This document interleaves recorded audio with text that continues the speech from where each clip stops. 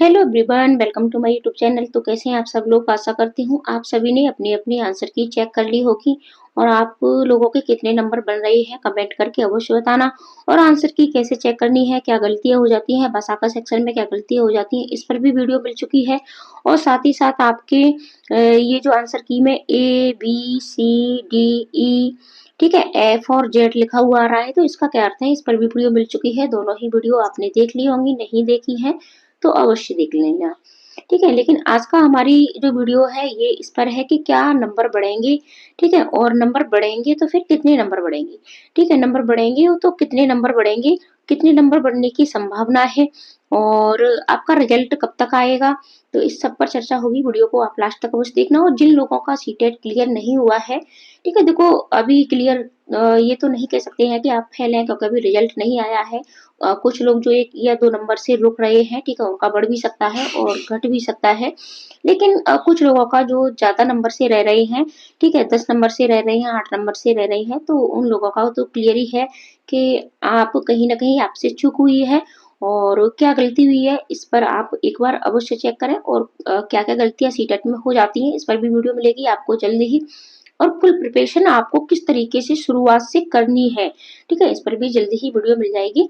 लेकिन देखो जिन भी लोगों का नहीं हुआ है तो उन्हें मैं ये सलाह देना चाहती हूँ, ठीक है, मेरी तरफ से ये उनसे एक रिक्वेस्ट ही है कि आप रीट का फॉर्म, ठीक है, आप रीट का फॉर्म अवश्य भरें, ठीक है, क्योंकि यहाँ इसमें आपको सीटेट की कोई भी जरूरत नहीं है। अगर आपका सीटेट क्लियर नहीं है फिर भी आप रीट क्वालिफाई करिएगा और जो भी 84,000 वैकेंसी, ठीक है, जो भी 84,000 वैकेंसी आपकी आने वाली है, आप इसमें बैठ पाओगे। वरना जब तक आपका सीटेट क्लियर नहीं होता है, आप किसी भी अ, और वैकेंसी में नहीं बैठ सकते हो, ठीक है। तो ये आपके पास एक अवसर है कि अगर आपका सीटेट क्लियर नहीं है तो आप रीट की तैयारी करें। अब आप कहोगे कि तो फिर हमें सीटेट ही करना है, तो रीट के साथ-साथ, ठीक है, देखो रीट की जब आप तैयारी करोगे तो इसके साथ-साथ आपका सीटेट की भी तैयारी हो जाती है। सिर्फ कुछ पेडागोजी के प्रश्न हैं तो जो आपकी प्रैक्टिस करने से ही हो जाती है। तो आप रीट का फॉर्म अवश्य भरें, रीट क्लियर करें और आगामी भर्तियों में देखो हमें जॉब लेने से मतलब होता है, ठीक है। देखो जब सीटेट भी आएगा तब इसका भी आपको फॉर्म फिल कर देना है और इसे भी आपको क्लियर करना है। लेकिन अभी आपके पास ये अवसर है, ये आगामी वैकेंसी आपका इंतजार कर रही है, तो यहाँ एक सीट पक्की करने की अवश्य कोशिश करें। और जिन लोगों का सीटेट क्लियर है वो भी रीट का अवश्य फॉर्म भरें, ठीक है। दोनों ही लोग रीट का फॉर्म अवश्य भरें और रीट की आपको तैयारी भी चैनल पर कराई जाएगी, तो चैनल को सब्सक्राइब भी कर लें, ठीक है। आपको हो सकता है कल या परसों से रीट की प्रिपरेशन शुरू करा दी जाए, ठीक है। तो आप चैनल को सब्सक्राइब भी कर लें। अब हम अपने मेन टॉपिक पर आते हैं कि क्या सीटेट में नंबर बढ़ेंगे।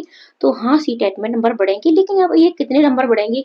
तो देखो बात प्रश्नों की गलत की कर लें, डाउट वाले प्रश्नों की कर लें, तो ये आपके 10 से 12 प्रश्न है, ठीक है। कम से कम 10 से 12 प्रश्न आपके गलत हैं, चाहे पेपर फर्स्ट हो चाहे पेपर सेकंड हो, दोनों में। तो क्या इतने नंबर आपके बढ़ जाएंगे, ऐसा अभी तक कभी भी नहीं हुआ है, ठीक है। सीटेट के रिकॉर्ड में जब से ये सीटेट हुआ है आपका, तब से बात कर ले तो सीटेट के रिकॉर्ड में अभी मैक्सिमम, ठीक है, मिनिमम की तो क्या बात करना, मैक्सिमम आपके 3 से ज्यादा नंबर कभी भी नहीं बढ़े हैं। तो जिन लोगों का देखो, जिन लोगों का 1 या 2 नंबर से, ठीक है, 1 या 2 नंबर से रुक रहा है वो रिजल्ट का इंतजार करें। लेकिन जिन लोगों का 8 या 10 नंबर से, 5 नंबर से, 7 नंबर से रुक रहा है, वो अपनी रीट की प्रिपरेशन शुरू कर दें, सीटेट की प्रिपरेशन शुरू कर दें, ठीक है। आपको रिजल्ट का इंतजार नहीं करना है। अब कुछ लोगों का है कि हमारे तो 90 बन रहे हैं, ठीक है, या फिर 81 बन रहे हैं, क्योंकि जनरल वाले तो 90 पर पास होते हैं और ओबीसी वाले, एससी वाले 82 पर पास होते हैं, ठीक है। और तो यानी आप मान के चलिए कि इनके 82 ही बन रहे हैं, तो क्या इनके नंबर मतलब घटेंगे, ठीक है। किसके नंबर बढ़ेंगे और किसके नंबर घटेंगे, इस पर वीडियो पहले भी दी जा चुकी है, लेकिन आप थोड़ी सी मैं आपको बता दूं। देखो क्या होता है कि मान के चलिएगा कि आपके पास 4 ऑप्शन होते हैं, ए, बी, सी और डी, और इनके ही आपको गोले भरने होते हैं, ठीक है, इनके ही आपको गोले भरने होते हैं। तो अब इन गोलों में आपको क्या करना है कि अगर सीबीएसई ने, जो भी डाउट वाले प्रश्न है, अगर सीबीएसई की तरफ से ए माना है और आपने ए ही भरा है, तब आपको इसका नंबर मिलेगा, ठीक है। और अगर आपने बी, सी, डी इन तीनों में से कोई प्रश्न किया है, तब आपको इसका नंबर नहीं मिलेगा।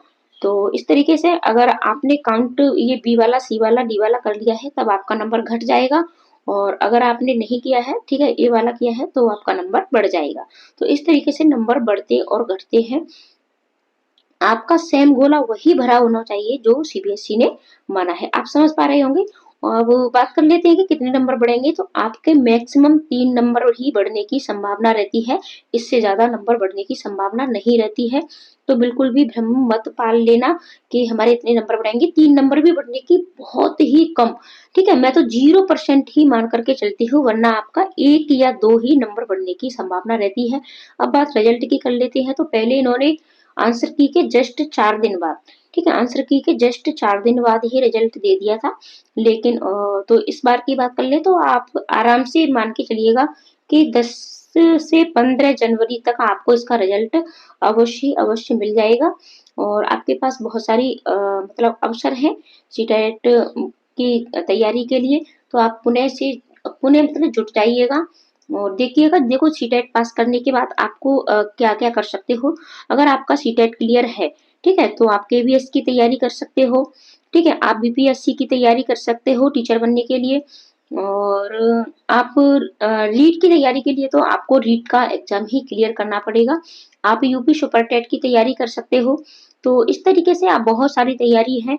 और जिन भी लोगों का बीएड होता है वो टीजीटी पीजीटी लेवल की और जूनियर लेवल की तैयारी करते हैं। और जो भी प्राइमरी लेवल के बीएड बीटीसी वाले और डीएलएड वाले होते हैं वो पीआरटी लेवल की तैयारी करते हैं। डीएसएसबी में भी वैकेंसी निकलने वाली है। अभी केवीएस में आपकी पीजीटी की प्रॉपर वैकेंसी आउट भी हो गई है, ठीक है? तो आप इस तरीके से अपनी तैयारी करिएगा। और ऐसी इन्फॉर्मेशन आपको चैनल पर मिलती रहती है।